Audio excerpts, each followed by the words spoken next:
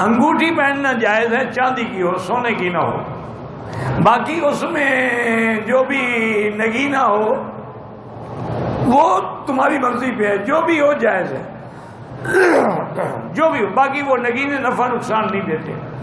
یہ بعض لوگوں کا عقیدہ ہے نا کہ عقیق پہنو گے تو یہ فائدہ ہوگا، فیروزہ پہنو گے تو یہ فائدہ ہوگا، نیلم پہنو گے تو یہ فائدہ ہوگا۔ میں پرانی بات ہے، ایک دفعہ سکھر سے گزر رہا تھا، ایک ملنگ کھڑا تھا، اس نے آگے چادر بچھائی ہوئی تھی اور پتھروں کا ڈھیر لگایا ہوا تھا، اور لوگ بڑے لڑ رہے تھے۔ جب پہنچتا تو وہ دیکھتا اور کہ تمہارے لیے یاقوت جو ہے نا وہ مفید ہے، اور یاقوت اٹھا کے پیسے لے کے دے دیتا ہے۔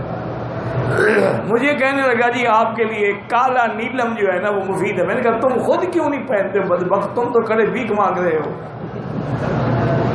میں اگر نیلم پہنوں گا اور مجھے میری تقدیر بدل، تیری تقدیر کیوں نہیں بدلتی؟ تیرے مقدر میں اللہ نے یہی لکھا ہے سڑکوں پہ کھڑے ہو کے بیچو، جھوٹ بولو۔